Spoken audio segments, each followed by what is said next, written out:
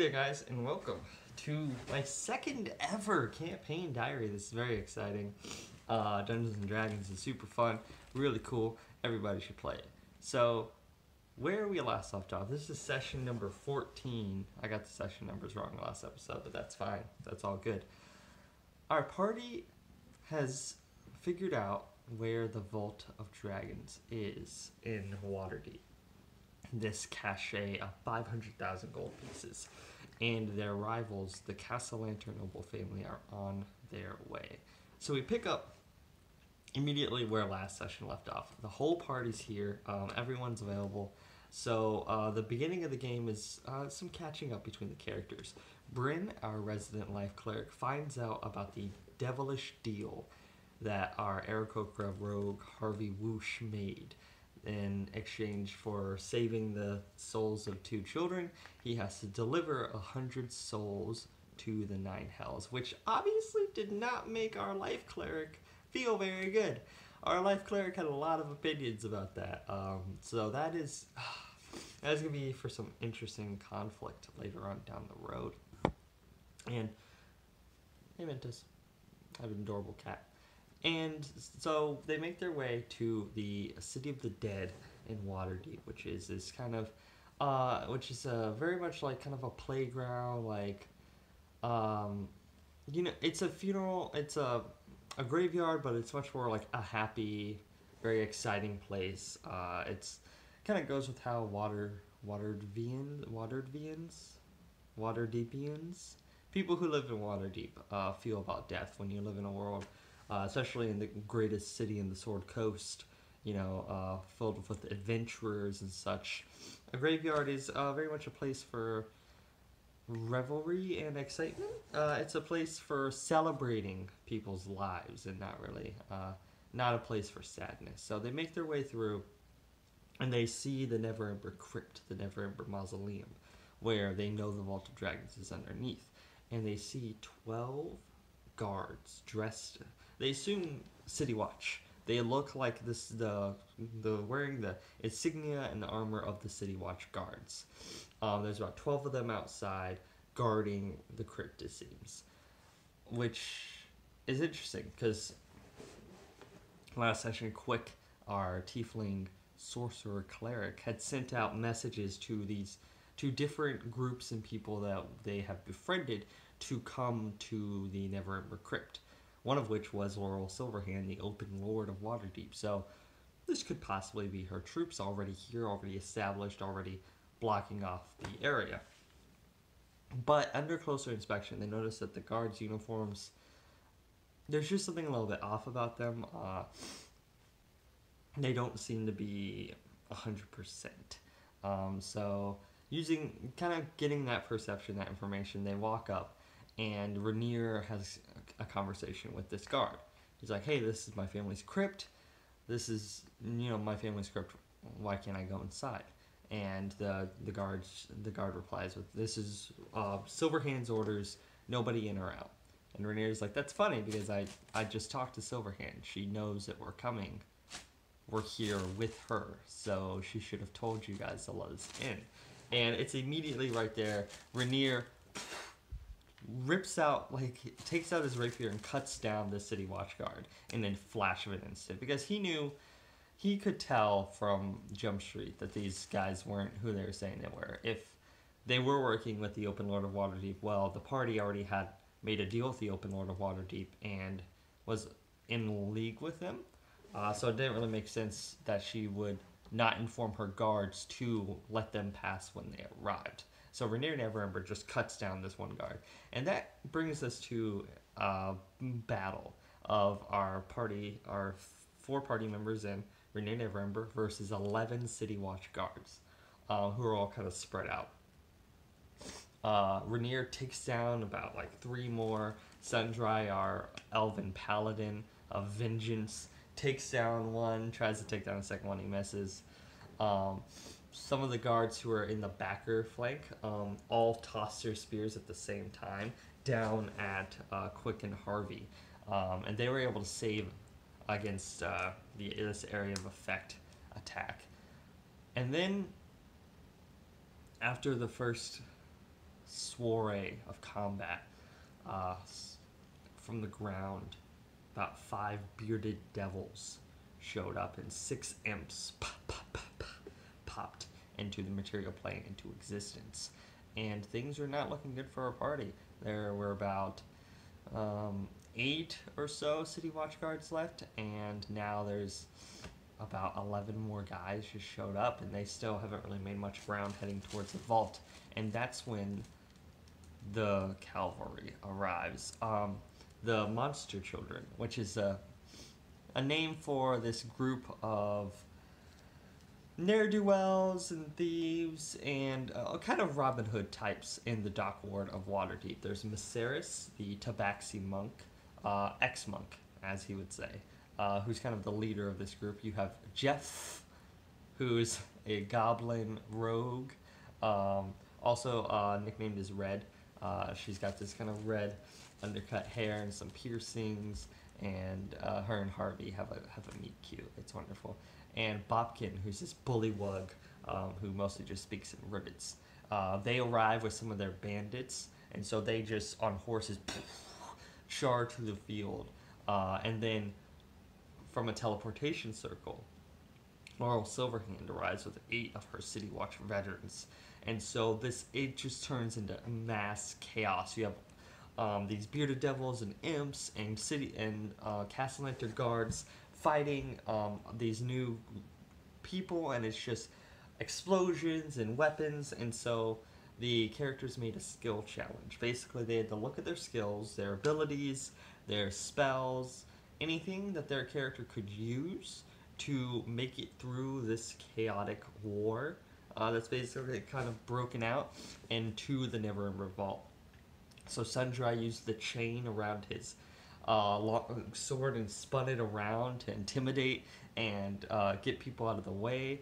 Quick used what did Quick use? Oh my gosh, I think Quick was just firing off firebolts and stuff at people. Bryn used silence, and so this not cone, it was I think it's a sphere of silence around them, so you could see just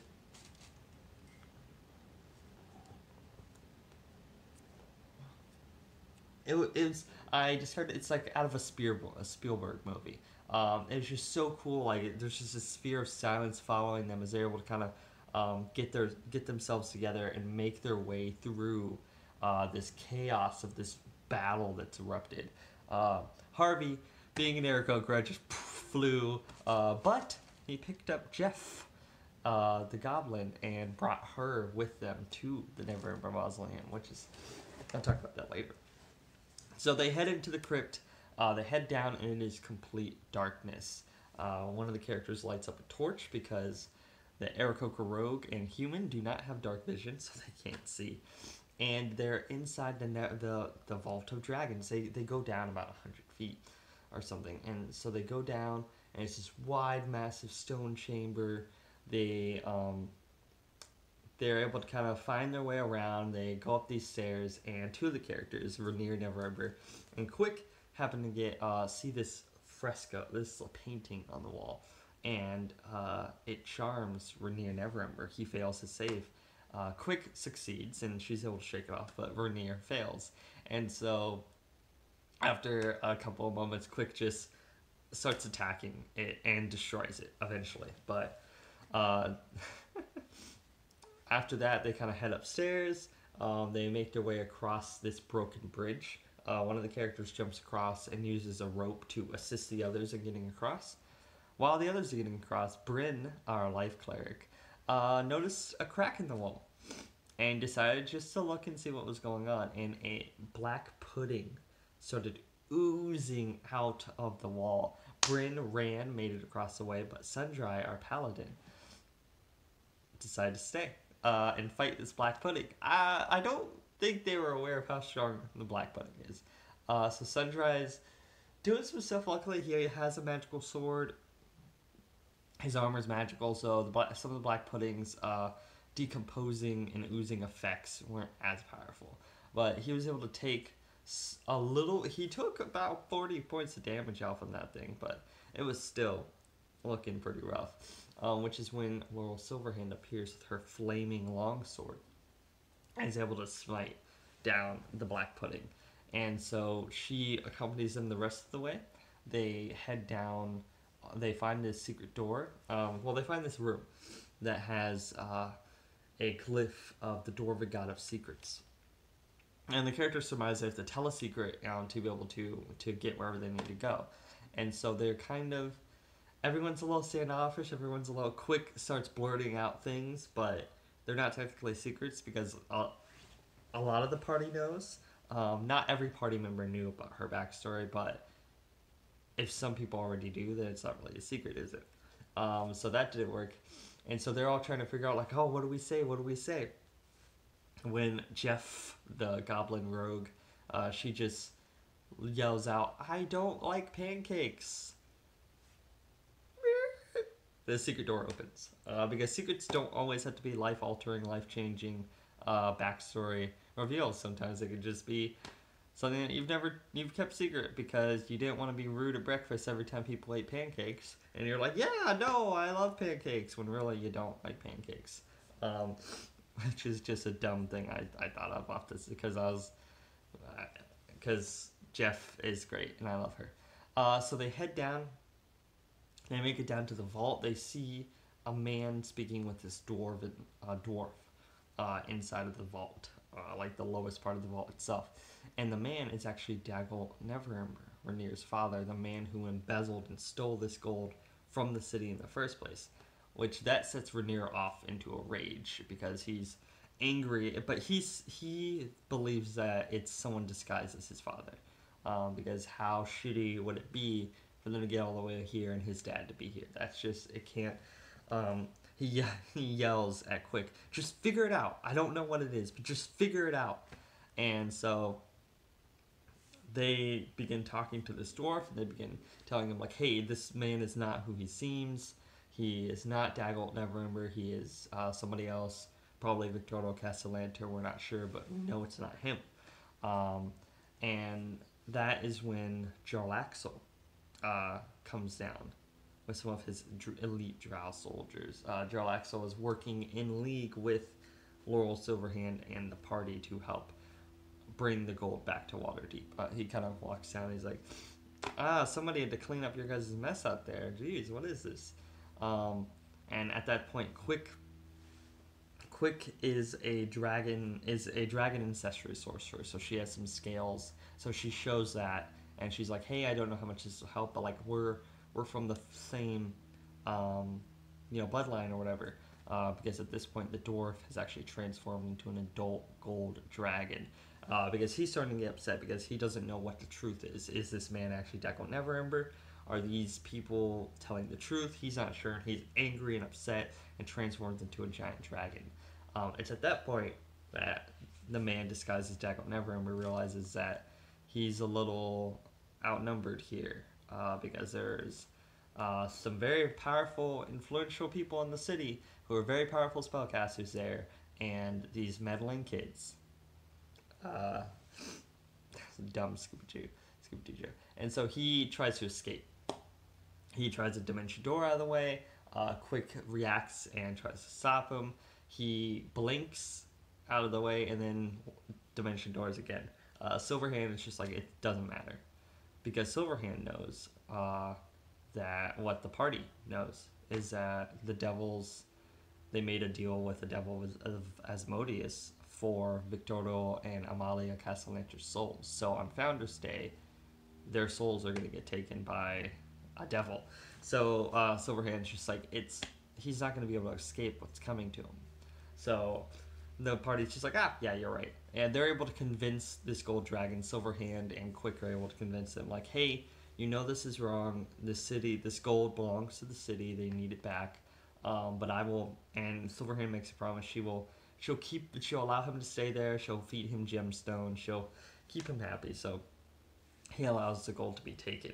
And that's at the end of the session. The characters are paid their 5,000 gold pieces for helping the city, helping return the gold to the city. They've been told on Founders Day that there's going to be a parade in their honor and that they should figure out what they want to be called.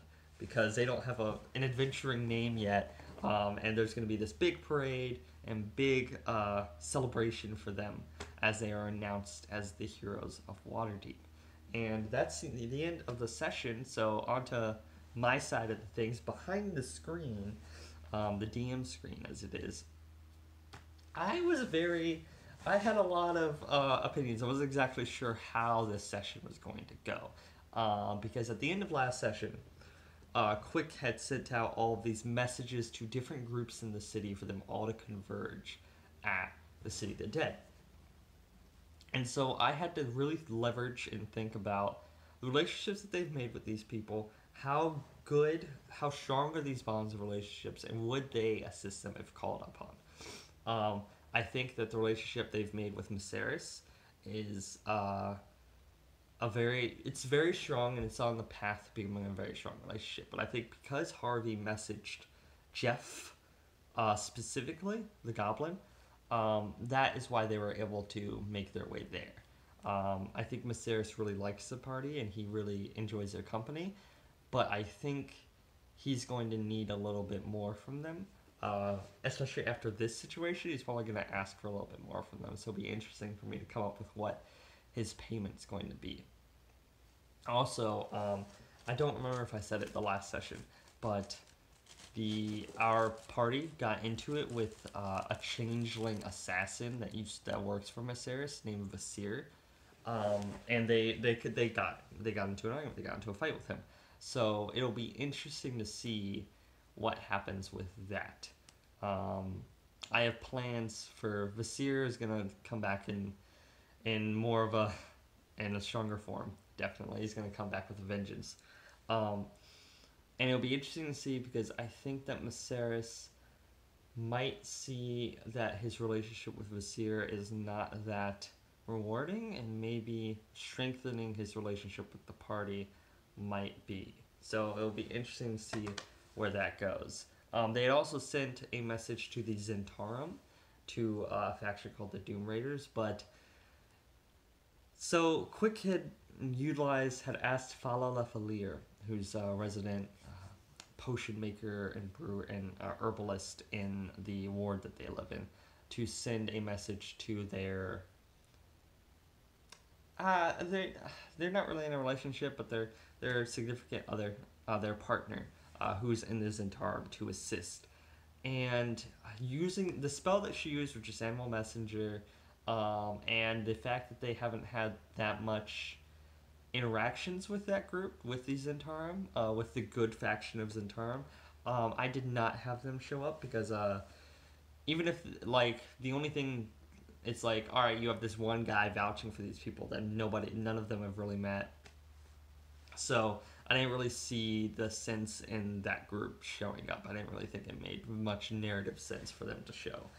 And then, of course, Laurel Silverhand and her group were going to show up because they had to show up, because they are, she's the open lord of the city. She's there to get the gold. So, of course, she was going to show up no matter what. And yeah, so I felt like the Vault of Dragons, the fight to get to the Vault of Dragons went just about as well as I thought I could. I wanted to give the characters a round two of just like, hey, none of your reinforcements are here. There are 12 guards here. And there's one entrance to this vault. And you are going to have to try and fight your way through. And so that went really well. Rainier was rolling great. Rainier Neverember, who I was obviously playing the NPC. Surprisingly, he was rolling really well, and he is a strong boy. He's a strong boy. So he was doing great. I created, off the cuff, I was just like, all right, well, there are 6 guards in the back row of this line. They have about 60 feet with their spears. What would happen if they all threw their spears at the same time? So I basically created like an area of effect dexterity save maneuver, where I just took the pool of dice that I would normally roll anyway. I set up a DC, and I was like, all right, dexterity saving throws, fail full damage, save half damage. And I think that was nice to also save on the action economy, the time-wise. because there are 5 party members and 12 bad guys. And so that could really drag where it's like, all right, they move 30 feet, they move over here, they do it over here. So adding those 6 people together as one attack, one area of effect attack, I think really helps kind of speed things along. And then, I wanted to, when having these separate groups come in, I wanted it to be a big moment of them showing up. And then I thought a skill challenge was a great way to, make sure that we got the essence of the idea around is that it is chaos now. It is complete. It's not an initiative order. We're not going to be able to every 2 seconds be like, okay, now this guard goes over here, and this guy shoots here, and that guy shoots there, and that guy kills. It's all out chaos right now. And so I really wanted to get that idea forward, that feeling of chaos, of it's cramped, it's tight. There are weapons and magic and arrows flying everywhere. You can't really tell what's going on. And so having the characters use their proficient skills, having them use their abilities, their spells, whatever they have to make their way through this crowd of people, I thought was very interesting. And it's really cool cinematic, I felt. Especially with Bryn casting silence and, just getting that, a very Spielberg, I said this earlier, a very Spielberg-esque visual of just them making their way through this chaos, which I was very happy with. And I felt like that all went really well. My sinuses are rough, so my words are kind of spilling together. But I think that went just about as well as I could have hoped for, with all of the thinking and planning I did for that event, because I was just so... It took me a while to figure out what I wanted it to be. Did I want it to be this giant encounter? Did I want them to show up and there already be chaos? And I think I found a great middle point of the 2 ideas that I had. And I really think I figured out the best version of that idea. So after that, we just made it to the Vault of Dragons, which was a very simple, even looking at Waterdeep Dragon Heist, if reading the text verbatim, which is basically just what I did for that part. A lot of the other parts of the book I homebrewed and tweaked and changed, and a lot of what we've been doing has been my own stuff. I didn't really follow a lot of the encounter chains. I basically just used the main idea of the book, of here are the groups, here are the major players, and here's the basic plot, and I just let the characters, let the party go through it in their own special way. And I also introduced a lot of side elements into into our campaign, so that those can maybe come back later, for after we finish Dragon Heist, because we're still, D&D's still going on, man. But the Vault of Dragons is actually really kind of a simple dungeon. It's not too crazy. So they go in and they set up some light, and it was funny because I'm dying here now. But so they make it to this fresco, this painting, whatever. And I was like, you know what? Fine. I asked the characters which side of the staircase, because there's like 2 separate staircases that have a middle part, and that they're going up. And I was like, okay, on the right side there'll be the charming painting, whatever, the painting that charms somebody. And 2 of the Quick went on that side, and Rainier never went on that side. And so we went, and I had Lauren, who plays Quick, roll, and I rolled for Rainier, and I was like, shit, I rolled like a natural 1. And she saved it. I'm like, well, Rainier he's just standing there, staring at this painting. And she kept on trying to move him, and he's like, no, I have to be here, I want to be here. And that thing has like a 20 AC, or 17 AC, and like 25 hit points. So she's like, alright, I cast Firebolt. And I'm like, okay, well, you hit it. You're gonna have to do a lot. And I'm like, okay, for the sake of brevity, I basically fast forwarded through that. I'm like, alright, you destroyed the thing. Because who wants to sit there and watch somebody? Okay, roll to hit. Alright, you hit the wall. Do it again. Okay, do it again. Do it. And it only had 25 hit points. It wasn't anything like crazy, but still, it's just like, alright, nobody wants to sit here and listen to you roll dice. And then what happens if you miss? It's just, yeah. So that was just a funny situation because I didn't expect to roll so badly on Rainier's save. And so I did, and I was like, oh great, well, let's play with this for a little bit. So that was fun. And then heading up and getting across the bridge was interesting. Because at first I kept on, because I knew that there was a crack in the wall with a black pudding, and I'm like, do I want to? I'm like, I'm just gonna fuck with them. At first I told Cameron, who plays Harvey, I was just like, hey, Harvey, as they're working on this, you notice there's the crack in the wall. It's really fucking weird. And Harvey's just like, fuck that wall, I don't care, I'm going across. And then I bring it up again. I'm like, hey, Bryn, just a crack in the wall. Just, it's weird. And Bryn finally succumbs. And it's just like, okay, let me check on this wall. And that's when the black pudding came out, and Bryn books it the other direction. I tried to give them both some time, because there's only two of them on the one side, and there's a gap between. So even though on the other side you have people with ranged abilities, the Tiefling Sorcerer and the Ranger, or the Rogue, who uses a longbow, it was still two people on one side, three people on the other side. So I wanted to make sure that the two characters on this side got enough time to run away from the Black Ooze if they wanted to. One of the characters ran away. Sundry did not. Which I should have been surprised. Sundry is our Oath of Vengeance paladin who just wants to murder things and who has a sentient sword that has bloodlust and wants death of things. So I should have been surprised when that happened.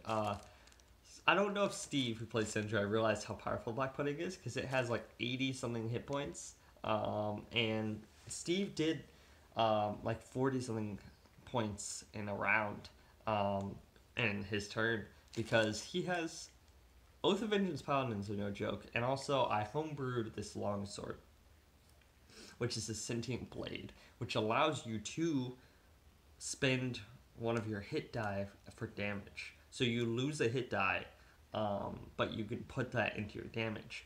So ideally, and this is what he did, if you hit as Sundry, if he hits, can spend 1d10 for his normal longsword damage, another d10 for his hit die, 2d8 for Divine Smite, and if he wants to, before all that, as a bonus action, cast Hunter's Mark, and that's an extra d6 of damage. So all that together, he did like 40 points of damage in one hit. I think Sundry would have been fine if the battle kept going. But he also realized, like, he's like, wait, I did 40 points of damage. He's like, is it looking rough? I'm like, I mean, he did half damage, so like, it's still up and going. It's still going. It's a black pudding, man. Like, shit. And that's when Laurel Silverhand arrives, because I also wanted to showcase that Laurel Silverhand was there. And so having her show up with her flaming longsword and just destroy this black pudding was great. And so the Room of Secrets is really funny, because I was like, someone's gonna do something, try to be way too extra in this room, and they did. They all were just like, oh my god, we have to tell a secret. Oh, what's it gonna be? And there's a lot of debate of like what was a secret, and I was messing around because I was like, what constitutes a secret? Because if you're not actively not trying to tell people something, it's not really a secret. And it's like, well, if you've already told some people, but you're not, like, what constitutes as a secret? So they were debating what to say, and that's when I had Jeff, our resident adorable goblin rogue, who her and Cameron's character Arby have been flirting, and a little bit of flirting, a little bit of romance blossoming possibly. She just yells out. It's funny because during the session I was just laughing before I even said it, because I was like, I'm like, they're all debating about what secret they need to tell, and she's just gonna reveal some really dumb thing that she doesn't like pancakes, because secrets don't always have to be life altering. So the door opens up, they head downstairs, and I really thought it was interesting to tie it all back to the beginning of this campaign, the beginning of Waterdeep Dragon Heist, which is Dagult Neverember, Rhaenyra's father, embezzled money from the city. And so what better way for Victorio Castellanter to try to get this gold from the dragon than to disguise itself as Dagult Neverember? And it really brought just some great motive and great opportunity for Rhaenyra, who is angry and upset, for Quick, who fucking hates Rhaenyra's dad, because she's seen how much Rhaenyra has gotten shit on because of her dad, because of his dad, and how much the people in the city don't trust him and don't like him because of what his dad did. How Rhaenyra's basically lost almost everything because of his father's actions. And so she's like, I don't even care if you're not his dad. I'm going to yell at you for a second. And so that was funny. But it worked out really well.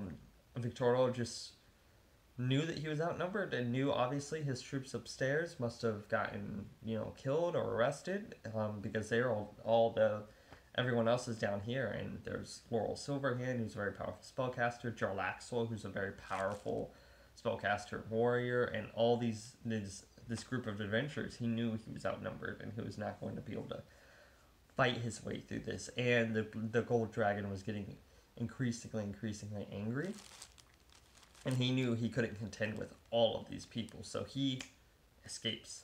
I was curious. Honestly, I didn't have a plan for Victorio. I was like, if they want to capture him, I'll give them the ability to. If they don't want to capture him, it doesn't matter, because on Founders Day, they already made a deal with Asmodeus. The party made a deal with Asmodeus, and the Castellanter, Lord and Lady Castellanter's souls are going to be taken on Founders Day, no matter what. So that's kind of nice to be for the party, because they're just like, well, we already know it's fine. They're going to get what's coming to them. So it was interesting. I wasn't sure exactly how that was going to play, and when Quick tried to stop him, I'm like, okay, I mean, Victorio's going to do everything in his power to get away, and he has a lot of spells, but if you're able to, yeah, sure, he can go to jail, he can get arrested, we'll see what happens. But he just had too much in his repertoire to be able to get away.